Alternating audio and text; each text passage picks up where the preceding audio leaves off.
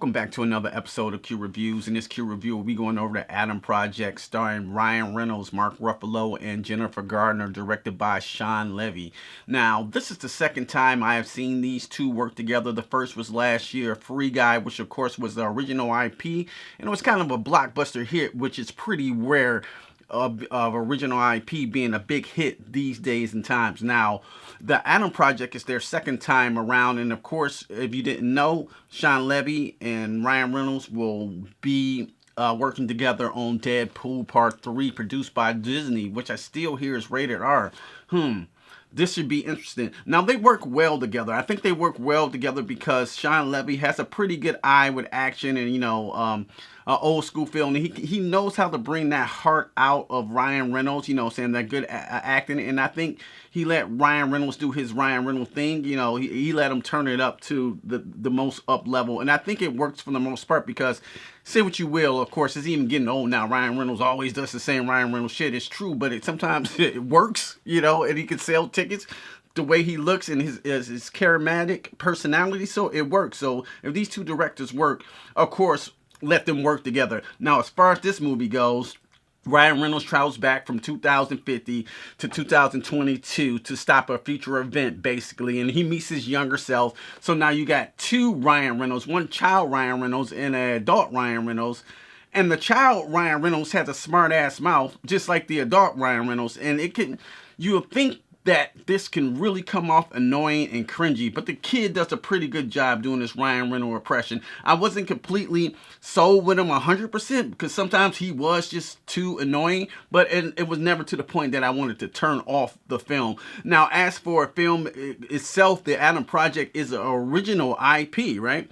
A time travel, very basic story, and I think this movie is fine. It's totally fine. The special effects are pretty good.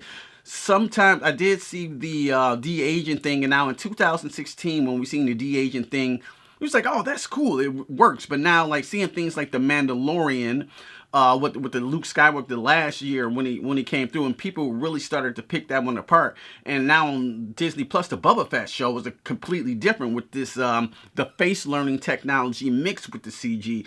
If you don't have that type of budget, I don't think we should be moving forward with that de-aging process anymore, because it's becoming blatantly obvious it's fake and it's CG and it's something dead in the eyes that doesn't look right. But other than that, the special effects and the sounds and the direction was pretty good. And the movie is actually better than I thought it was going to be. I was laughing. Ryan Reynolds carries this movie on his back. Zoe Saldana makes an appearance in this movie, and I think everyone did fine. I think the best part of this movie is the cast, because the story is pretty weak and basic and predictable. But I will say this: if this movie came out in the year 2001, this would be a smash blockbuster hit. In 2022, I think this movie flops at the box office. One, it's not based on the IP like a Batman, a Spider-Man, or a thing like that to get people in the theater. You got Ryan Reynolds selling the ticket, but I don't think the concept enough to get people in the theater. And I think this is why it's on Netflix. I think Hollywood is completely afraid and invested in new IPs. What's the newest IP that actually made money at the box office that wasn't linked to a franchise or a superhero property? It was Shawn Levy, once again, with Free Guy. I mean, that's pretty much based on a original IP, even though Free Guy is basically the Truman Show with video games in it. But at least it was an original IP and the studio took a chance on it. I like when movies, let's go back to the 80s. Just about every 80s property was an original concept. We're talking E.T., we're talking Ghostbusters, Back to the Future. I can go on and on and on. Somewhere down the road in the late 2010s into the early future, everything has to be based on a property or a sequel or a requel or taken back to the past. And there's nothing wrong with that. I love the Batmans. I love all the reimaginings of characters. But when it comes down to it, it's Hollywood business. Okay, we can make Joker dark. That made $1 billion. Let's make the Batman dark, just like the Joker. And you know what I'm saying? See, can we make money? It's all a money-making scheme. Now, I do enjoy new properties like John Wick, that took a new IP off a low budget and then turned it into a franchise. That's what I want to see more of. This film is not special enough, I don't think, to grant a sequel. I think it flops off the box office because I don't think the IP is special enough. It's a fine movie.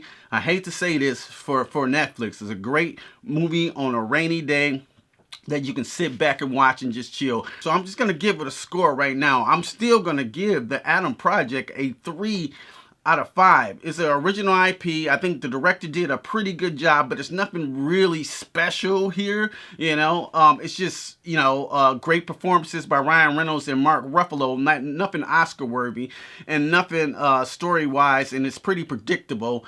But other than that, the film is overall enjoyable, and I'm glad I didn't have to go to the theater because I wouldn't pay money to see this in the theater. I'm glad it was just on Netflix. I can click on it. It looked good, and you know what I'm saying? That was it. So what you guys think of The Adam Project? I thought it was a pretty decent watch for a streaming network. I'm glad I didn't have to go pay to see this in the theater because, you know, not that I'd be let down with the special effects or any bad, but at the end of the day, the plot's just pretty basic and it's pretty predictable, and I would probably be upset if I watched this in the theater. But just watching it at home on Netflix on a rainy day, I think it's fine.